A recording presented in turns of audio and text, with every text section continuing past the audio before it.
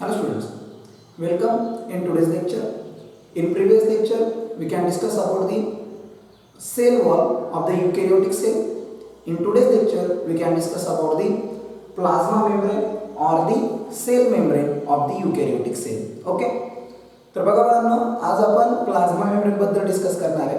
Plasma membrane actual काय असतं, एक त्याचं कंपोजिशन काय असतं, त्याच्यामध्ये त्याचं नेचर कोणतं असतं. ओके, या सगळ्या गोष्टींबद्दल आज आपण डिस्कशन करणार आहे. So let's start about the plasma membrane. So plasma membrane is the outermost part of the animal cell. Animal सेलचं असणारा सगळ्यात बाहेरचा part that is called as a plasma membrane. ठीक आहे. सो पहिला पॉईंट आपण लिहू, it is outermost part of the animal cell. animal cellचा सगळ्यात बाहेरचा part that is a plasma membrane or cell membrane. काही पुस्तक याला असंही नाव देतील, बायो मेम्ब्रेन. ठीक आहे. So it is outermost part of the animal cell, but in case of plant cell, पण जर आपण plant cell चा एक्झाम्पल घेतलं, we know that the outermost part of the plant cell is a cell wall. बाहेरचा part काय असतो, sale wall, आणि sale वॉलच्या आतमधल्या बाजूला काय येतं, प्लाझ्मा मेम्ब्रेन. सो आपण असं लिहिणार आहे, but in case of plant cell it is enclosed in a cell wall. Cell वॉलच्या आतला पार्ट जो आहे or inner to the cell wall म्हटलं तरी चालेल. ठीक आहे. तर हा पहिला point about the plasma membrane. दुसरं सगळ्यात महत्त्वाची गोष्ट बघा बाळांनो, एक सायंटिस्ट होता ज्याचं नाव होतं रॉबर्टसन. ठीक आहे. त्याने प्लाझ्मा मेम्ब्रेन बद्दल एक कन्सेप्ट मांडला होता. तो कन्सेप्ट आहे युनिट मेम्ब्रेन.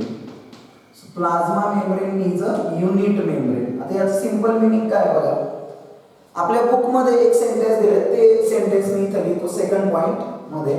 फक्त त्याच्याबद्दल आपण डिस्कस करणार आहे का युनिट मेम्ब्रेन, त्या सेंटेन्स वरून आपण घेणार आहे. बघा,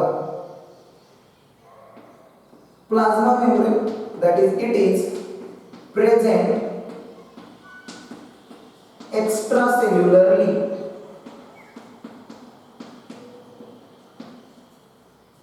around the protoplast.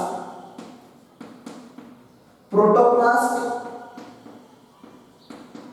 म्हणजे सायटोप्लाझम, न्यूक्लियस यांचा content that is a protoplast. याच्यामध्ये आपण सेल वॉल इन्क्लूड करत नाही, लक्षात ठेवा. प्रोटोप्लास्ट मध्ये आपण सेल वॉल इन्क्लूड करत नाही. ठीक आहे. सो इट इज प्रेझेंट एक्स्ट्रासेल्युलरली, सेलच्या बाहेर कव्हरिंग म्हणून काम करणार आहे अराउंड द प्रोटोप्लास्ट. अँड इंट्रासेल्युलरली म्हणजे प्लाझ्मा मेम्ब्रेन एक्स्ट्रासेल्युलरली पण आहे, सेलच्या बाहेर पण आहे आणि सेलच्या आत पण आहे. सेलच्या बाहेर तो कुणाला सराउंड करतोय, प्रोटोप्लास्टला. इंट्रासेल्युलरली अराउंड दी सेल ऑर्गॅनल्स, आणि इंट्रासेल्युलरली कुणाला सराउंड करतोय, सेल ऑर्गॅनल्स. ठीक आहे. म्हणजे याचं सिंपल मिनिंग काय बाळांनो, का जे काही सेल ऑर्गॅनिलचे मेम्ब्रेन असतात, for example mitochondria, Golgi complex, endoplasmic reticulum, यांचे जे काही मेम्ब्रेन असतात ते मेम्ब्रेन सुद्धा कशापासून बनलेले असतात, प्लाझ्मा मेम्ब्रेन पासूनच बनलेले असतात. म्हटल्यावरती त्या मेम्ब्रेनचं कंपोजिशन आणि प्लाझ्मा मेम्ब्रेनचं कंपोजिशन कसं असेल, सेम असेल. यालाच रॉबर्टसनने काय म्हटलं होतं, युनिट मेम्ब्रेन. काय म्हटलं होतं, unit membrane. That is the composition of plasma membrane and the composition of membrane of cell organelles are same. This is called as a unit membrane. लक्षात ठेवा. ओके. हां, आता तिसरा पॉइंट आपण डिस्कस करणार आहे. आता ही गोष्ट तुम्ही लक्षात ठेवा की प्लाझ्मा मेम्ब्रेन सेलच्या बाहेर पण आहे आणि सेलच्या आतमध्ये पण आहे. ठीक आहे. तिसरी सगळ्यात महत्त्वाची गोष्ट, it is quasi fluid in nature. Actually plasma membrane quasi fluid नेचरचं आहे. कॉसी फ्लुइडचं सिंपल मिनिंग आहे बाळांनो, it just a jelly like semi solid आहे. ओके, सेमी सॉलिड आहे. It shows a fluidity. Okay, हे कोणती ॲबिलिटी दाखवतो? फ्लुइडिटी, म्हणजे दिसताना वाटताना आपल्याला तो सॉलिड वाटेल, but it have a ability of liquid. आणि असं जे नेचर असेल that is a quasi fluid nature. ठीक आहे, म्हणजे सॉलिड सारखं पण बिहेवियर आहे आणि लिक्विड सारखं सुद्धा बिहेवियर आहे. ठीक आहे, so it is quasi fluid in nature. हे कॉसी फ्लुइड नेचरचं आहे. ओके, आणि सगळ्यात महत्त्वाची गोष्ट, it is quasi fluid in nature as well as dynamic. आणि कसं आहे? डायनॅमिक आहे. ओके, डायनॅमिकचं सिंपल मिनिंग लक्षात ठेवा बाळांनो. समजा प्लाझ्मा मेम्ब्रेनचा एखादा पार्ट कट झाला तर तो कट झालेला पार्ट परत काय होतो? रिपेअर होतो. असं जे नेचर आहे this is commonly called as a dynamic nature. ठीक आहे, so it is quasi fluid in nature as well as dynamic. ठीक आहे, पुढची सगळ्यात महत्त्वाची गोष्ट, it is made up of by phospholipid. Plasma membrane कशाने बनतं बाळांनो? फॉस्फोलिपिडने बनतं और फॉस्फोलिपिड बायलेयरने बनतं. ठीक आहे, आता फॉस्फोलिपिड बायलेयर म्हणजे कसं असतं हे स्ट्रक्चर? जर तुम्ही डिटेली याचं स्ट्रक्चर स्टडी केलं प्लाझ्मा मेम्ब्रेनचं, सो तुम्हाला दिसेल की फॉस्फोलिपिडचं जे स्ट्रक्चर आहे याच्यामध्ये दोन बाजूला तुम्हाला दोन हेड दिसतील. दिस इज कॉल्ड हेड आणि दिस इज कॉल्ड टेल. ठीक आहे, तर हा जो हेडचा पार्ट आहे बाळांनो, इट इज प्रोटीन. हा पार्ट कशाचा आहे? प्रोटीन. आणि हा जो लिपिडचे जे दोन लेयर तुम्हाला दिसत आहेत, दिस इज ए लिपिड बायलेयर. हे काय आहे? लिपिड बायलेयर आहे. Okay, which is actually a phospholipid. तर लक्षात ठेवा की जो काही आपल्याकडे फॉस्फोलिपिडचा पार्ट असतो त्याच्या एका बाजूला प्रोटीन असतं आणि दुसऱ्या बाजूला लिपिड बायलेयर असतो. ठीक आहे, हा सुद्धा लेयर कशाचा आहे बाळांनो? प्रोटीनचाच लेयर आहे. ठीक आहे, तर एक सगळ्यात महत्त्वाची गोष्ट, जे प्रोटीन्स असतात they R hydrophilic in nature. ते वॉटर लव्हिंग असतात, वॉटर सोल्युबल मटेरियलला इझिली एंट्री देतात. बट लिपिड बायलेयर जो असतो it is hydrophobic in nature. तो हायड्रोफोबिक नेचरचा असतो, वॉटर हेटिंग असतो, म्हणजे वॉटर सोल्युबल मटेरियल किंवा वॉटरला इझिली एंट्री देत नाही. ठीक आहे, so protein is hydrophilic. Protein कुठल्या नेचरचं आहे? फॉस्फोलिपिड मध्ये हायड्रोफिलिक नेचरचं आहे. आणि लिपिड बायलेयर कुठल्या नेचरचं आहे बाळांनो? हायड्रोफोबिक. समजा एखादं मेम्ब्रेन दोन्ही नेचरला एक्सप्लेन करत असेल, हायड्रोफिलिक आणि हायड्रोफोबिक, तर तो कुठला नेचर आहे त्या मेम्ब्रेनचा? एम्फिपॅथिक नेचर. कुठला नेचर? एम्फिपॅथिक. ओके, एम्फिपॅथिक म्हणजे दोन्ही पार्ट आहे तिथं, हायड्रोफिलिक पण पार्ट आहे आणि हायड्रोफोबिक पण पार्ट आहे. ठीक आहे, आता हे जे फॉस्फोलिपिड आहे बाळांनो, याच्यामध्ये कोणतेही फॉस्फोलिपिड असू शकतं. फॉर एक्झाम्पल याच्यामध्ये लेसिथिन असू शकतं, फॉस्फोटॅटिक ऍसिड असू शकतं. ठीक आहे, तर अशा डिफरंट टाईपचे फॉस्फोलिपिड कशामध्ये असतील? प्लाझ्मा मेम्ब्रेन मध्ये असतील. ठीक आहे, तर पहिली सगळ्यात महत्त्वाची गोष्ट समजून घ्या की plasma membrane outermost part आहे कशाचा? ॲनिमल सेल मध्ये, पण प्लांट सेल मध्ये it is enclose within the cell wall. ठीक आहे, दुसरी गोष्ट मी सांगितली की it is present extracellularly around the protoplast. प्रोटोप्लास्टला बाहेरून कव्हर करतो आणि सेल ऑर्गॅनल्सना कव्हर करतो. ठीक आहे, आणि सेल ऑर्गॅनल्स सेलच्या आतमध्ये असतात म्हणून शब्द आलाय इंट्रा सेल्युलरली. ठीक आहे, त्याच्यानंतर हे कॉसी फ्लुइड नेचरचं आहे. कॉसी फ्लुइड आहे याचा अर्थ हे सॉलिड म्हणून पण बिहेव करणार आहे, पण लिक्विडच्या पण प्रॉपर्टी दाखवणार आहे. ठीक आहे, आणि डायनॅमिक आहे. डायनॅमिक म्हणजे कट झालं तरी रिपेअर होण्याची ॲबिलिटी आहे. ठीक आहे, it is made up of by phospholipid bilayer. हे फॉस्फोलिपिड पासून बनत आहे. फॉस्फोलिपिड मध्ये दोन्ही बाजूला हेडचा पार्ट असतो विच इज प्रोटीन. ओके, आणि मिडल बाजूला टेलचा पार्ट असतो that is lipid bilayer. Protein hydrophilic नेचरचं असतं, लिपिड हायड्रोफोबिक नेचरचं असतं. हे वॉटरला इझिली अलाउड करतं, हे वॉटरला अलाउड करत नाही. आणि अशाच टाईपच्या नेचरला आपण कुठलं नेचर बोलतो बाळांनो? That is a amphipathic nature. Okay, याला आपण काय बोलतो? एम्फिपॅथिक नेचर. ओके, आता पुढची गोष्ट बघा, लक्ष द्या. आता नेक्स्ट पार्ट आपण डिस्कस करणार आहे.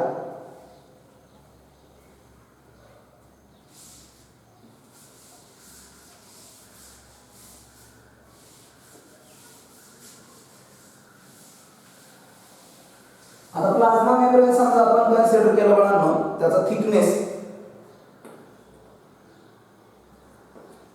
सो प्लाझ्मा मेम्ब्रेन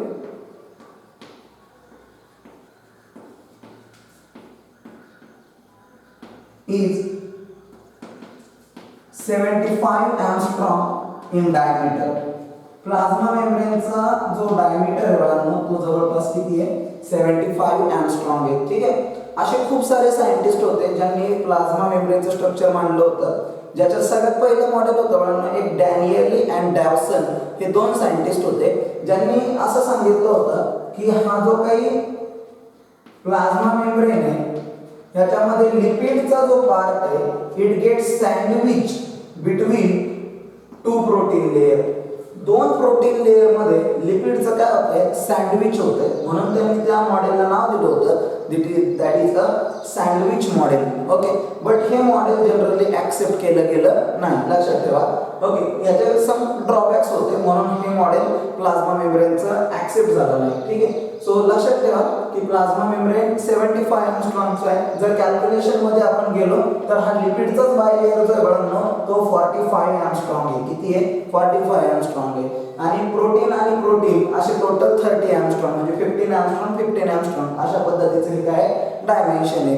तर ही गोष्ट लक्षात ठेवा की प्लाझ्मा मेम्ब्रेन जनरली 75 angstrom एवढं आहे. ओके एवढा त्याचा जनरली काय डायमीटर आहे.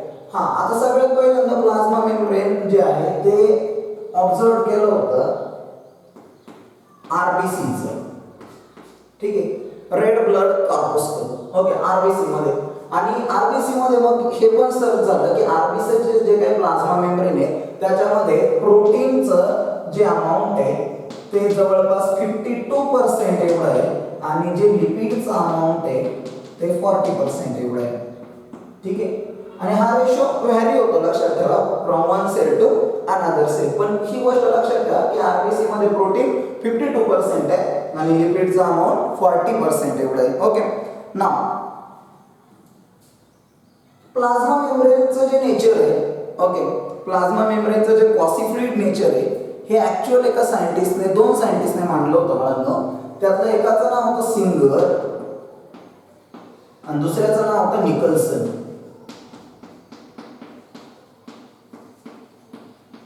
Singer and Nicolson. ओके आणि यांनी दोघांनी मिळून एक मॉडेल मांडलं होतं प्लाझ्मा मेम्ब्रेनचं that is a fluid mosaic model. म्हणजे प्लाझ्मा मेम्ब्रेन फ्लुइडिटी ही ॲबिलिटी दाखवतं फ्लो होण्याची ॲबिलिटी दाखवतं. ओके हे सगळ्यात पहिल्यांदा या सायंटिस्टने मांडलं होतं that is a Singer and Nicolson आणि हे युनिव्हर्सली ॲक्सेप्टेड मॉडेल आहे. Okay that is fluid mosaic model. ठीक आहे. आता बघा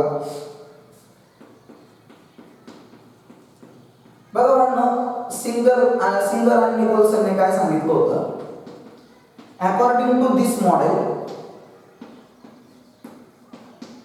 या मॉडेलनुसार plasma membrane is made up of by what we called as a phospholipid. Plasma membrane कशापासून बनतं फॉस्फोलिपिड पासून बनतं.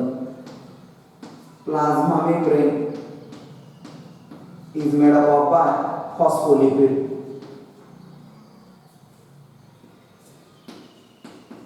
आणि प्रोटीनचा लेयर मध्ये जो आपण लिपिडचा लेयर दाखवलाय तोच फॉस्फोलिपिडचा पार्ट आहे अँड प्रोटीन. हे सगळ्यात पहिल्यांदा या मॉडेलने सांगितलं होतं. ओके की प्लाझ्मा मेम्ब्रेन कशापासून बनतं फॉस्फोलिपिड आणि प्रोटीन पासून बनतं.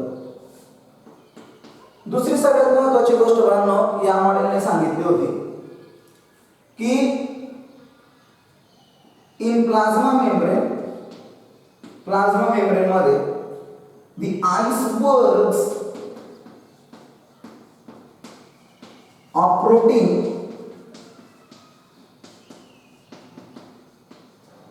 are float in the sea of lipid.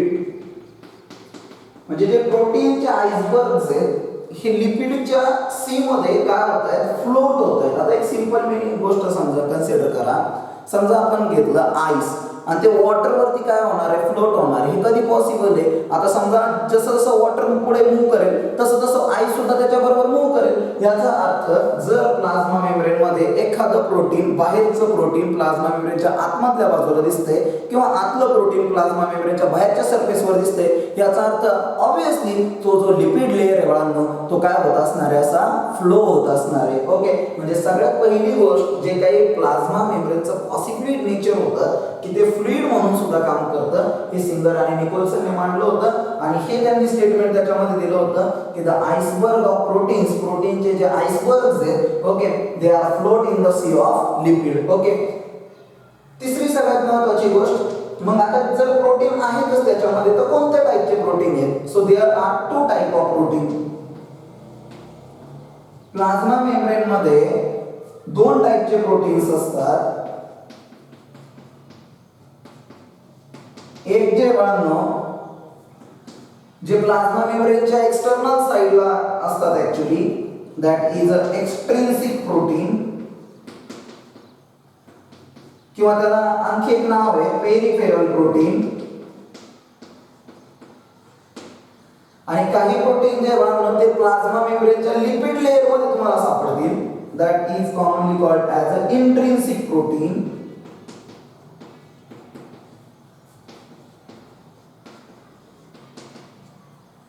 और इंटिग्रल प्रोटीन. ठीक आहे, आता जे स्टेटमेंट मी तुम्हाला सांगणार आहे ते स्टेटमेंट VIP आहे, व्यवस्थित ऐका. बघा मी काय बोललोय का जो प्लाझ्मा मेम्ब्रेनचा एक्सटर्नल सरफेस आहे याच्यावरती फक्त कुठले प्रोटीन दिसायला पाहिजे, एक्सट्रिन्सिक. पण एक्सट्रिन्सिक प्रोटीनचा नंबर सरफेस पेक्षा जास्त कुठं दिसतो तुम्हाला, इंटरनल साइड मध्ये दिसतो, लिपिड मध्ये तुम्हाला जास्त दिसतो. याचा अर्थ काय बाळांनो, जो प्लाझ्मा मेम्ब्रेन आहे हा सिमेट्रिकल नेचरचा नाहीये, हा कोणत्या नेचरचा आहे, असिमेट्रिकल नेचरचा आहे. कारण जे काही एक्सट्रिन्सिक प्रोटीन आहे त्यांचा नंबर प्लाझ्मा मेम्ब्रेनच्या आउटर सरफेसला जास्त पाहिजे, तो नंबर कुठे जास्त दिसतोय, इंटरनल सरफेसला जास्त दिसतोय. याचा अर्थ एखादं मटेरियल आउटसाइड टू इनसाइड जर येत असेल तर ते कोण घेऊन येतंय बाळांनो, प्रोटीन घेऊन येतंय. कसं बघा, मला सांगा बाहेरच्या बाजूला कुठला सरफेस आहे, हायड्रोफिलिक. चला तिथून तर वॉटर सोल्युबल मॉलिक्युल एंटर करेल, पण आतल्या पार्टवरती आल्यावरती तो तर पार्ट हायड्रोफोबिक आहे. मग तिथून कसा तो मॉलिक्युल एंटर करेल, तर तिथून जर त्या मॉलिक्युलला सेलच्या सायटोप्लाझम पर्यंत पोहोचायचंय. एक सोपं एक्झाम्पल घ्या, इथं आपण कन्सिडर करू ही आपली एक सेल आहे. ओके, हा सेलचा प्लाझ्मा मेम्ब्रेन आहे, इथं आपल्याकडे सायटोप्लाझम आहे. इथं समजा काय एंटर करतोय, ग्लुकोज एंटर करतोय. पहिली गोष्ट, ग्लुकोज वॉटर मध्ये सोल्युबल आहे, इनसोल्युबल आहे, ऑब्वियसली सोल्युबल आहे, म्हणजे हा हायड्रोफिलिक सबस्टन्स आहे. कसा सबस्टन्स आहे, हायड्रोफिलिक आहे. आता मला सांगा ह्याला सायटोप्लाझम मध्ये यायचंय, पण कोणाला क्रॉस करावं लागेल, प्लाझ्मा मेम्ब्रेनला क्रॉस करावं लागेल. आता सगळ्यात महत्त्वाची गोष्ट, ज्यावेळेस तो चला प्रोटीन लेअर मधून तर तो क्रॉस करेल, इझिली क्रॉस करेल, बरोबर. पण लिपिड मध्ये आल्यावरती तो क्रॉस करू शकतो का, नाही, कारण लिपिड कोणत्या नेचरचं आहे, हायड्रोफोबिक नेचरचं आहे. मग अशा वेळी काय असतं, it require a some carrier protein. त्याला काही कशाची गरज लागते, कॅरियर प्रोटीन. कारण बघा इथे एक स्टेटमेंट तुम्ही लिहिलंय की iceberg of proteins are float in the sea of lipid. Protein तर ट्रॅव्हल करू शकतो ना, मग तेच प्रोटीन कशाला घेऊन जाऊ शकतात, हायड्रोफिलिक सबस्टन्सेसला घेऊन जातात, लक्षात ठेवा. आणि अशा प्रोटीनला आपण काय नाव देतो, कॅरियर प्रोटीन्स. ओके, काय कॅरियर प्रोटीन वेज वेगवेगळे, ओके, ट्रान्सपोर्ट करण्याचे वेज वेगवेगळे. म्हणजे काही मॉलिक्युलला जर आतमध्ये एंट्री द्यायची असेल, ओके, तर त्याला एनर्जी खर्च करावी लागेल. काही मॉलिक्युल इझिली याच्यामध्ये एंटर करतील, प्लाझ्मा मेम्ब्रेनमध्ये एंटर करतील. ओके, म्हणजे काहींना एनर्जी लागेल, काहींना एनर्जी लागणार नाही. काही ऑस्मॉसिसने आतमध्ये येतील, काही डिफ्युजनने आतमध्ये येतील. तर वेज वेगवेगळे ट्रान्सपोर्टेशनचे, बट ही गोष्ट लक्षात ठेवा की there is a carrier protein. Okay, आणि ते एक्सटर्नल सरफेसला असणार आणि तेच त्याला कुठं घेऊन येणार, इंटरनल सरफेस मध्ये घेऊन येणार, आतल्या बाजूला घेऊन येणार. Okay, so remember there are two type of protein, one is extrinsic protein and another one is intrinsic protein. The number of extrinsic protein are required to maximum at the surface, but it does not, in fact it does not happen, it is actually found in the internal surface of the plasma membrane. Membrane. लक्षात ठेवा, म्हणजे एक्स्ट्रिन्सिक protein सगळ्यात जास्त तुम्हाला कुठं सापडतात? Plasma मेम्ब्रेनच्या आतल्या बाजूला सापडतात. ओके, म्हणून प्लाझ्मा मेम्ब्रेन असिमेट्रिकल नेचरचं आहे. कसं नेचरचं आहे? असिमेट्रिकल नेचरचं आहे. ओके, आणि सगळ्यात महत्त्वाची गोष्ट, प्लाझ्मा मेम्ब्रेन जे आहे it is selectively permeable in nature. ते सिलेक्टिव्हली परमिएबल नेचरचं आहे. सिलेक्टेड मटेरियललाच काय देतं?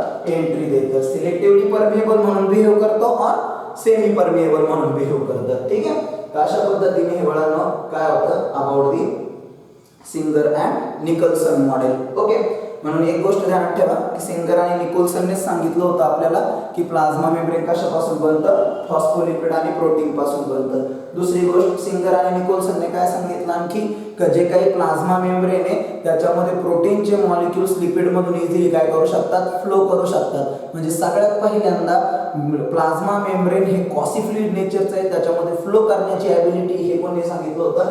सिंगर आणि निकोल्सनने सांगितलं होतं. प्लाझ्मा मेम्ब्रेन मध्ये दोन टाईपचे प्रोटीन दिसतात. सरफेस वरती जे पाहिजे ते एक्स्ट्रिन्सिक प्रोटीन आणि आतल्या बाजूला जे असतात ते इंट्रिन्सिक प्रोटीन. ओके, जर एखादा लार्जर मॉलिक्यूल घेऊन यायचं आहे सेल मध्ये, so it require tunnel protein. तर तिथं कोणत्या प्रोटीनची गरज आहे? Tunnel protein. आणि जे कुठं सापडतात? प्लाझ्मा मेम्ब्रेनच्या सरफेस वरती असतात. लक्षात ठेवा ही गोष्ट. इंट्रिन्सिक प्रोटीन पण दोन्ही सरफेसला असतात. असं नाहीये का इंट्रिन्सिक प्रोटीन फक्त आणि फक्त इंटरनल पार्ट वरती, ते सुद्धा तुम्हाला एक्सटर्नल पार्ट वरती दिसणार आहेत. ओके, म्हणून लक्षात ठेवा की जे इंट्रिन्सिक प्रोटीन असतात they are also found on external surface as well as internal surface of the plasma membrane. ठीक आहे, तर हे नेचर होतं. हे फ्लुइड मोझाइक मॉडेल आहे. Okay, which is given by Singer and Nicolson. Okay, and this model also explain that दिस plasma membrane is selectively permeable in nature. Okay, plasma membrane selectively permeable आहे. Okay, मेम्ब्रेनचे type असतात बघा. काही जे membrane असतात ते freely permeable असतात, easily सॉल्व्हंटला काय देतात? एंट्री देतात, सोल्यूटला पण एंट्री देतात. पण काही मेम्ब्रेन कसे असतात? इम्परमिएबल असतात, सोल्यूटलाही एंट्री देत नाही, सॉल्व्हंटलाही एंट्री देत नाही. पण काही मेम्ब्रेन कसे असतात? सिलेक्टिव्हली परमिएबल और सेमी परमिएबल असतात, सिलेक्टेड मटेरियलला एंट्री देतात. ओके, तर अशा पद्धतीने according to the need of this cell. ठीक आहे, तर ह्या गोष्टी कशाबद्दल होत्या बाळांनो? About the plasma membrane. Okay, हां, आता पुढची सगळ्यात महत्त्वाची गोष्ट,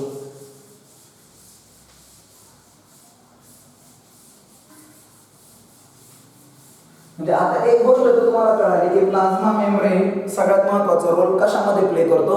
plasma membrane plays an very important role in what we called as a transportation. एखाद्या मटेरियलच्या कशामध्ये?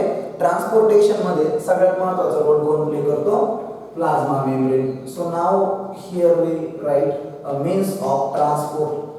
मग अक्रॉस दी प्लाझ्मा मेम्ब्रेन कोणकोणत्या वेने काय चालतं? ट्रान्सपोर्टेशन चालतं. ठीक आहे, पहिला ट्रान्सपोर्ट आपण कन्सिडर करू बाळांनो, ऍक्टिव्ह ट्रान्सपोर्ट.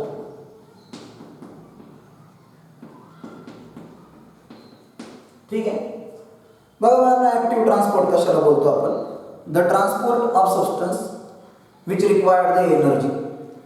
ज्या सबस्टन्सच्या ट्रान्सपोर्टेशनसाठी एनर्जीची गरज असेल त्या ट्रान्सपोर्टला आपण कुठला ट्रान्सपोर्ट बोलतो? Active transport. So the transportation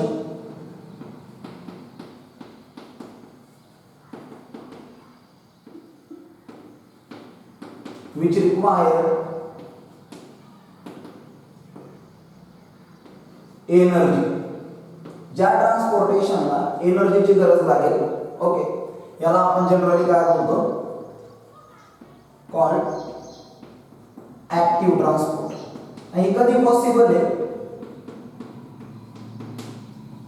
ज्यावेळेस दोन म्हणजे मेम्ब्रेनच्या एक्सटर्नल साइड आणि मेम्ब्रेनच्या इंटरनल साइड मध्ये कॉन्सन्ट्रेशनचा एक काय क्रिएट झालेला असेल, ग्रेडियंट म्हणजे डिफरन्स तयार झाला असेल. ओके, तर आणि तरच काय करावं लागतं? ऍक्टिव्ह ट्रान्सपोर्टची गरज लागते. एक सोपं एक्झाम्पल बघा. समजा मुलांना ही एक वॉल आहे. ओके, ह्या वॉल मध्ये पण काहीतरी एनर्जी आहे की नाही? ऑब्विसली. आता ही ऍज इट इज म्हटल्यावर पोटेन्शियल एनर्जी याच्यामध्ये. आता माझ्या बॉडीमध्ये काहीतरी एनर्जी आहे, बरोबर? आता समजा मी विचार करतोय का मला ह्याला पुश करायचंय, तोडायचे. ओके, हे माझ्या एकट्याने पॉसिबल होणार आहे का? ऑब्विसली नाही. का? कारण ह्या वॉलमध्ये आणि माझ्यामध्ये एनर्जीचं काय क्रिएट झालेलं आहे? एक डिफरन्स क्रिएट झालाय. ओके, मग मला आता त्या ग्रेडियंट म्हणजे आमच्या दोघांमध्ये वॉलमध्ये माझ्यामध्ये कोणता डिफरन्स आहे? एनर्जी ग्रेडियंट आहे, बरोबर. मग आता जर मला हिला काय करायचं असेल? फॉल करायचं असेल. ओके, या भिंतीला मला फॉल करायचं असेल, सो मला आणखी काही लोकांची गरज लागेल. ओके, जे काय करतील? हे वर्क करतील पण अगेन्स्ट द एनर्जी ग्रेडियंट. कसं अगेन्स्ट? आता ह्या एनर्जी ग्रेडियंटच्या पलीकडे जायचंय, बरोबर. म्हणजे ह्याच्यापेक्षाही मला जास्त काय लावावी लागेल? एनर्जी लावावी लागेल. ओके, म्हणून ही गोष्ट ध्यानात ठेवा की ज्या वेळेस दोन सबस्टन्स मध्ये किंवा दोन सरफेस मध्ये कॉन्सन्ट्रेशन किंवा एनर्जीचा ग्रेडियंट लागतो आणि तिथं अगेन्स्ट एनर्जी ग्रेडियंट किंवा अगेन्स्ट कॉन्सन्ट्रेशन ग्रेडियंट काम करायचं असतं, त्यावेळेस तिथं काय लागते? एनर्जी लागते. Okay, so this is a active transport. एक सिंपल एक्झाम्पल कन्सिडर करा. हे नेहमी लक्षात ठेवा बाळांनो, एखाद्या सेल मध्ये जर चार्ज मॉलिक्यूल आतमध्ये येणार असेल ना, चार्ज मॉलिक्यूल किंवा चार्ज आयन ज्याच्यावरती काय चार्ज आहे, तर त्यावेळेस कशाची गरज लागते? ऍक्टिव्ह ट्रान्सपोर्टेशनची गरज लागते. For example entry of glucose. Glucose कधी सेलमध्ये एकटा येत नाही, लक्षात ठेवा. जर ग्लुकोजला सेलमध्ये एंट्री करायची, it required a sodium ion असो, तर त्याच्याबरोबर काय लागतं? Sodium ion. आणि ज्यावेळेस सेलला ज्यावेळेस ग्लुकोज बाहेर जाणार आहे त्यावेळेस सोडियम आयन सुद्धा त्याच्याबरोबर बाहेरच जाणार आहे. ओके, त्याचं सिंपल मिनिंग आहे, ह्या ट्रान्सपोर्टला एक नाव आहे, this is called symport transport. याला काय म्हणतात? Symport transport. म्हणजे जर दोन मॉलिक्यूल एकाच डायरेक्शन मध्ये सेलच्या एकतर आत तरी येत असतील किंवा एकाच डायरेक्शन मध्ये सेलच्या बाहेर तरी चालले असतील, तर अशा ट्रान्सपोर्टला आपण काय बोलतो? Symport transport. ठीक आहे, म्हणून लक्षात ठेवा ग्लुकोज अँड Na+ आयन यांना जर आतमध्ये सेलमध्ये एंट्री घ्यायची असेल तर त्यांना ऍक्टिव्ह ट्रान्सपोर्टने आतमध्ये यावं लागेल. दुसरं ट्रान्सपोर्टेशन म्हणून पॅसिव्ह ट्रान्सपोर्ट. पॅसिव्ह ट्रान्सपोर्ट याला एनर्जीची गरज लागत नाही. ठीक आहे, याला एनर्जीची गरज लागत नाही. ओके, एक शब्द ध्यानात ठेवा, जर कधी तुम्ही एखाद्या सेंटेन्स मध्ये अगेन्स्ट कॉन्सन्ट्रेशन ग्रेडियंट हा वर्ड यूज केला असेल त्या सेंटेन्स मध्ये, अगेन्स्ट कॉन्सन्ट्रेशन ग्रेडियंट, तर नेहमी लक्षात ठेवा की तिथं त्या मटेरियलचं ट्रान्सपोर्टेशन तुम्हाला एनर्जी द्यावी लागेल, दॅट इज ऍक्टिव्ह ट्रान्सपोर्ट. आणि जर असा वर्ड वापरला गेला असेल अलॉंग कॉन्सन्ट्रेशन ग्रेडियंट, मग अलॉंग कॉन्सन्ट्रेशन ग्रेडियंट असेल तर लक्षात ठेवा तिथे एनर्जीची गरज लागत नाही. ओके, आणि तो ट्रान्सपोर्ट कुठला असतो? That is a passive transport. Okay, काही मटेरियल सेलच्या आतमध्ये इझिली एंटर करतात बाय मीन्स ऑफ ऑस्मॉसिस. कोणत्या प्रोसेसने? ऑस्मॉसिस. आता याला एक सिंपल एक्झाम्पल देतो मी सध्या ऑस्मॉसिसचं. वॉटर घेऊ आपण. ठीक आहे, बघा ऑस्मॉसिस काय असतं? Osmosis, it is nothing but it is a process in which the movement of a solvent or a gas from generally lower concentration to higher concentration. सॉल्व्हंटची जी मूवमेंट आहे ती लोअर कॉन्सन्ट्रेशन कडून जर कुठं होत असेल, हायर कॉन्सन्ट्रेशन कडे होत असेल, तर त्याला आपण जनरली काय बोलतो बाळांनो?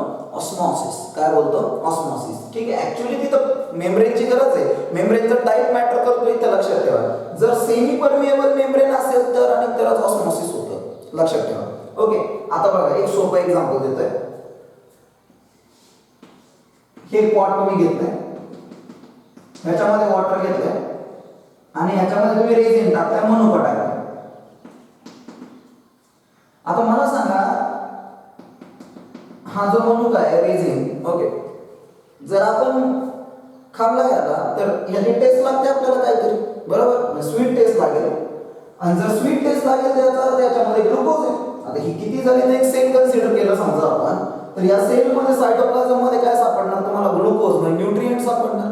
ओके, न्यूट्रिएंट सापडणार म्हणजे सोल्यूट असणार तिथं. काय असणार? सोल्यूट. आणि इथं याचा एक अर्थ, याच्या आतमध्ये काय बनलेलं असणार? सोल्युशन बनलेलं असणार. ओके, जे थोडं तरी कसं झालेलं आहे? कॉन्सन्ट्रेटेड. कारण इथं सोल्यूटचा अमाऊंट कशापेक्षा जास्त आहे? याच्यातल्या सॉल्व्हंट पेक्षा जर जास्त असेल थोडंसं तर ते कसं झालंय? कॉन्सन्ट्रेटेड. पण इथं बघा बाळांनो, आपण इथं प्युअर वॉटर घेतलंय, कन्सिडर करा. मग ह्याचं कॉन्सन्ट्रेशन ऑब्विसली ह्याच्यापेक्षा कसं आहे बरं? वॉटरचं कॉन्सन्ट्रेशन ह्याच्यापेक्षा कसं आहे? कमी आहे. कॉन्सन्ट्रेशन बोलतोय, अमाऊंट नाही, कॉन्सन्ट्रेशन. ठीक आहे, मग याच्यात नंबर ऑफ सोल्यूट पार्टिकल दाखवलेत का आपण? काही नाही. ओके, याचा अर्थ याचं कॉन्सन्ट्रेशन कमी आहे, याचं कॉन्सन्ट्रेशन जास्त आहे. मी सांगितलं काय? वॉटरची मूवमेंट कुठून कुठं होणार आहे?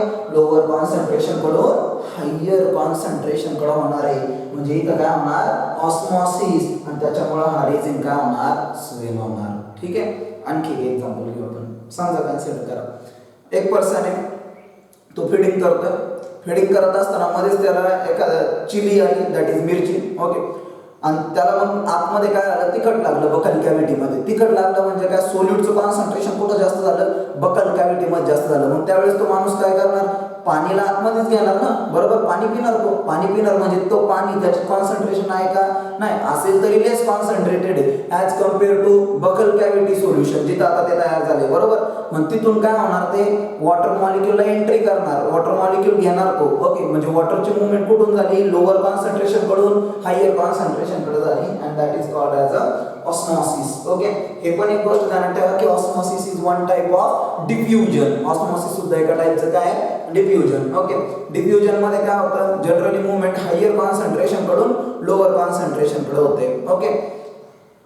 सो वॉटरची एंट्री कशी होते बाळांनो, ऑस्मॉसिसने होते. ओके. आणि काही न्यूट्रल सोल्युट्स जे असतात ते इझिली प्लाझ्मा मेम्ब्रेन मध्ये एंटर करतात बाय मीन्स ऑफ डिफ्युजन. याचं एक्झाम्पल देऊ आपण, न्यूट्रल सोल्युट्स. ठीक आहे. So these are the means of transport. Okay, हे ट्रान्सपोर्टेशनचे मीन्स झाले. ठीक आहे. So this is all about the plasma membrane.